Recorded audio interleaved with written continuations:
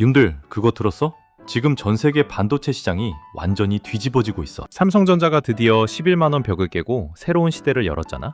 이건 단순히 주가가 오른 게 아니라 반도체 판도가 학습에서 실전으로 넘어왔다는 아주 강력한 신호야. 그런데 말이야, AI의 제왕이라고 불리는 엔비디아가 최근에 무려 29조 원이라는 거금을 들여서 그록이라는 회사의 기술을 사들였어. 아니, 세계 1등 엔비디아가 뭐가 아쉬워서 이름도 생소한 스타트업한테 그렇게 큰 돈을 썼을까?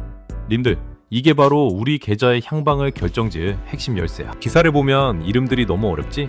CPU, GPU는 이제 좀 알겠는데 갑자기 TPU, MPU, LPU까지. 도대체 이게 다 무슨 차이인지, 그리고 왜 이 알파벳 전쟁이 일어나는지 궁금하지 않아? 오늘 머니폭스가 님들을 위해 이 복잡한 반도체 전쟁을 아주 쉽게, 그리고 우리 돈이 되는 정보만 싹 골라서 설명해줄게. 이 영상 끝까지 보면 님들은 어디 가서 반도체 전문가 소리 들을 수 있을 거야. 자, 출발한다.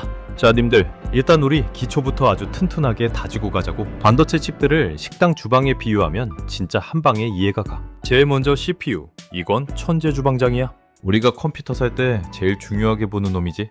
얘는 요리도 하고 재료 주문도 하고 손님 계산까지 혼자 다 해. 근데 문제가 하나 있어. 한 번에 딱 한 가지 요리밖에 못 한다는 거야. 아무리 천재라도 주문이 수만 개가 들어오면 어떻게 되겠어. 주방장은 한 명인데 주문서가 쌓이니까 결국 뻗어버리겠지. 이게 바로 직렬 처리의 한계야. 컴퓨터의 모든 복잡한 명령을 순서대로 처리해야 하니까 AI처럼 엄청난 데이터를 한꺼번에 다루기엔 역부족이었던 거지. 그래서 등장한 게 바로 엔비디아를 시총 1위로 만든 효자, GPU야. GPU는 CPU만큼 똑똑하진 않아. 대신 병렬 처리라는 필살기가 있어. 주방으로 치면 양파만 깔 줄 아는 보조요리사 1000명을 한꺼번에 고용한 거야. 요리 실력은 좀 떨어져도 1000명이 동시에 양파를 까니까 속도가 어마어마하겠지. 이게 바로 우리가 지금까지 알고 있던 AI 학습의 핵심이야. 수천억 개의 데이터를 한꺼번에 쏟아부어서 AI를 공부시키려면 이 GPU 군단이 꼭 필요했던 거지. 님들, 엔비디아가 왜 전 세계를 지배했는지 이제 좀 감이 오지? 이 보조 주방장들을 독점으로 공급했으니까 말이야. 그런데 님들, 여기서 대반전이 일어나. 이제는 AI를 공부시키는 단계를 넘어서 우리가 매일 사용하는 단계로 넘어왔잖아. 챗GPT한테 질문을 던지면 대답이 툭툭 끊기면서 나오는 거 본 적 있지?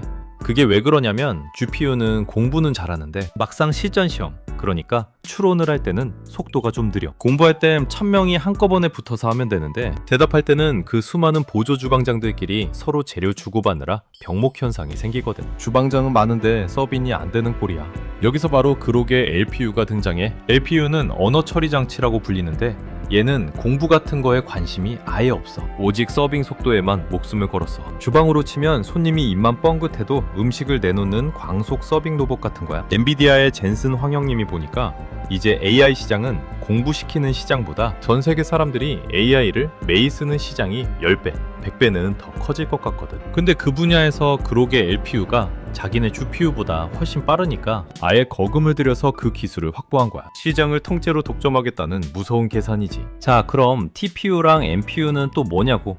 님들, 이것도 어렵게 생각할 거 없어. TPU는 구글이 만든 거야. 엔비디아 GPU 너무 비싸서 못 쓰겠다. 우리 서비스에 딱 맞는 기계 우리가 직접 만들자 해서 나온 게 TPU, 구글 전용 밀키트 제조기라고 보면 돼. 구글 검색이나 유튜브 추천 같은 특정 레시피에만 최적화되어 있었어. 구글 안에서는 엔비디아보다 훨씬 효율적이지. 그리고 MPU는 우리 뇌의 신경망을 흉내낸 칩이야. 얘는 다이어트한 주방 로봇이야. 스마트폰이나 자율주행차처럼 전기를 아껴야 하는 곳에 들어가. GPU처럼 거대한 발전소가 필요한 게 아니라 아주 작은 전기로도 AI 연산을 쌩쌩 돌리게 만든 가성비 로봇이지. 님들 손안에 있는 스마트폰이 사진을 예쁘게 보정해주고 얼굴을 인식하는 건 다 이 조그만 MPU 덕분이야. 자, 님들, 여기까지 잘 따라왔어? 이제 진짜 중요한 이야기를 할 거야. 이렇게 온갖 알파벳 반도체들이 쏟아져 나오는 이 전쟁터에서 누가 진짜 돈을 벌까? 그록이 뜨든 구글이 날뛰든 무조건 거쳐가야 하는 교집합 수혜주가 어딜까? 이걸 알아야 우리 계좌가 빨갛게 변하는 거야. 첫 번째는 역시 우리 삼성전자야. 삼성전자가 11만원 시대를 연 건 그냥 운이 아니라니까? 삼성은 이미 오래전부터 이 차세대 AI 칩 회사들의 지분 투자를 어마어마하게 해놨어. 특정 회사의 가치가 수십조로 평가받는다는 건 삼성이 앉아서 그만큼의 투자 이익을 거둔다는 소리야. 이게 바로 삼성의 미친 선고안이지. 게다가 이런 복잡한 LPU나 MPU를 실제로 만들어낼 수 있는 공장, 즉 파운드리를 가진 회사가 전 세계에 몇 개나 있겠어?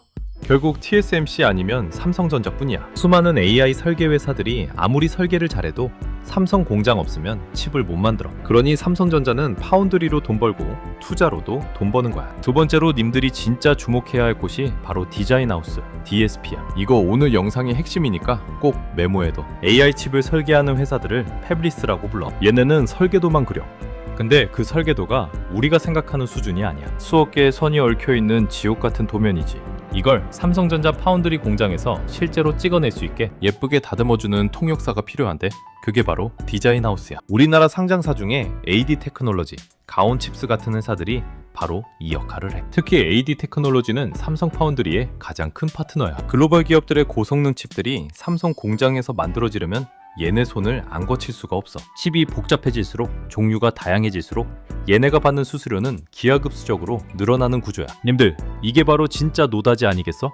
남들이 칩 이름 외우느라 정신없을 때 우리는 이 칩들이 만들어지는 길목을 지키고 있는 디자인하우스를 봐야 한다는 거지. 자, 그럼 우리나라의 자존심 퓨리오사 AI 이야기도 좀 해보자. 미국에 그룹이 있다면 한국에는 퓨리오사가 있다. 이런 말 들어봤지? 퓨리오사 AI는 우리나라에서 제일 잘 나가는 NPU 설계 회사야. 얘네가 만든 칩이 벤치마크 테스트에서 엔비디아를 꺾기도 했어. 글로벌 AI 칩들의 가치가 올라가면 당연히 같은 시장에서 싸우는 우리 퓨리오사의 가치도 덩달아 뛸 수밖에 없지. 퓨리오사와 협력하는 국내 반도체 기업들의 가치가 재평가받는 시점이 바로 지금이야. 님들, 주식 투자 어렵게 생각하지 마. 대장주들이 어디에 돈을 쓰는지, 삼성이 어디에 투자했는지만 잘 봐도 길이 보여. 지금 시장은 학습에서 추론으로 넘어가고 있어. GPU의 시대에서 LPU, NPU의 시대로 확장되고 있다는 뜻이야. 이건 단순히 칩 이름이 바뀌는 게 아니라 AI가 우리 삶의 모든 영역으로 침투하기 시작했다는 거대한 신호야. 폰에서도 AI가 되고 차에서도 AI가 되고 가전제품에서도 AI가 되는 시대. 그 모든 기기 안에 저마다 다른 이름의 AI 칩이 들어갈 텐데 그 칩들을 누가 만들고 누가 설계하겠어? 답은 이미 정해져 있지. 결론적으로 우리가 봐야 할 건 딱 세 가지야. 첫째, 삼성전자의 파운드리와 투자 자산의 가치. 둘째, 그 복잡한 설계도를 현실의 반도체로 만들어주는 디자인하우스 대장주들. 셋째, 이 모든 칩이 원활하게 소통하게 도와주는 HBM 같은 고성능 메모리 기술력이야. 오늘 내가 설명해준 CPU, GPU, TPU, NPU, APU 차이점만 어디 가서 아는 척해도 님들은 이미 반도체 상위 1% 투자자야. 이름이 복잡해도 겁먹지 마. 결국 다들 어떻게 하면 더 빠르고 싸게 AI를 돌릴까를 고민하다가 나온 이름들이니까. 시장의 트렌드가 바뀔 때 그 길목을 지키고 있는 기업을 찾는 것. 그게 바로 머니폭스가 님들에게 알려주고 싶은 진짜 투자의 기술이야. 자, 님들, 여기서 조금 더 깊이에 들어가 보자. 왜 글로벌 기업들이 특정 기술을 확보하려고 혈안이 되어 있을까? 이건 사실 독점 전략이야. AI 생태계는 정말 강력해. 모든 개발자가 한번 익숙해진 기술 위에서 코딩을 하니까. 그런데 차세대 칩들은 이 기존의 질서를 파괴할 수 있는 기술을 가지고 있어. 만약 전 세계 개발자들이 이거 너무 비싼데? 다른 칩으로 갈아타볼까? 하는 순간 제국은 무너지는 거지. 그래서 거대 기업들은 그 싹이 보이면 바로 자기네 편으로 만드는 거야. 이건 우리 삼성전자에게도 엄청난 기회야. 삼성은 지금 파운드리에서 전 세계를 상대로 추격하고 있잖아. 그런데 이런 차세대 AI 칩 회사들이 삼성의 파운드리 공정을 선택하게 되면 삼성은 자연스럽게 기술력을 전 세계에 증명하게 돼. 거대 기업들의 투자가 이어질수록 삼성전자의 파운드리 가치는 세계 최고 수준으로 올라가는 셈이야. 민들, 이제 왜 반도체 시장이 뜨거운지 이해가 좀 가? 자, 그리고 디자인하우스 이야기 조금 더 해줄게. AD 테크놀로지나 가온칩스 같은 회사들이 왜 중요하냐면 얘네는 삼성전자랑 한 몸이나 다름없어. 삼성전자가 공장을 돌리려면 얘네가 설계를 가져와야 하거든. 그런데 요즘 AI 칩들은 2나노, 3나노처럼 아주 미세한 공정에서 만들어져. 이런 미세 공정은 설계도가 조금만 틀려도 칩이 불량이 나거나 작동을 안 해. 그래서 설계 단계에서부터 공정에 딱 맞게 최적화를 해주는 디자인하우스의 능력이 수익성을 결정짓는 거야. 님들, 주식시장에서 독점적 지위라는 게 얼마나 무서운지 알지? 삼성과 함께 성장하는 이 디자인하우스들이 바로 그런 지위에 있어. 자, 이제 진짜 마지막으로 시장 분위기 한 번만 더 짚어보자. 앞으로의 시장은 어떤 방향으로 흐를까? 아마 추론 시장을 장악하려는 강력한 의지가 전 세계적으로 이어질 거야. 그러면 우리 시장에서도 반도체 관련주들, 특히 오늘 말한 디자인하우스 종목들이 계속해서 주목받을 수 있겠지? 님들, 이런 흐름은 미리 읽고 선점하는 게 바로 머니폭스 스타일이야. 오늘 내가 한 이야기들 너무 어렵게 느끼지 마. 결국 요점은 하나야. AI 반도체 시장이 학습에서 실전으로 커지고 있고 그 중심에 삼성전자와 디자인하우스가 있다. 이것만 기억해도 님들은 오늘 주식 공부 다 한 거야. 님들 힘들게 번 돈 아무데나 던지지 말고 이렇게 공부해서 확실한 곳에 투자하자고. 원익폭스가 항상 님들 옆에서 든든한 가이드가 되어줄게. 삼성전자 11만원 돌파의 기운이 님들 계좌에도 가득하길 진심으로 바랄게. 자, 이제 진짜 인사한다. 궁금한 종목 있으면 댓글로 남겨줘. 내가 분석해줄게. 님들 오늘도 수고 많았어. 부자 되자. 안녕.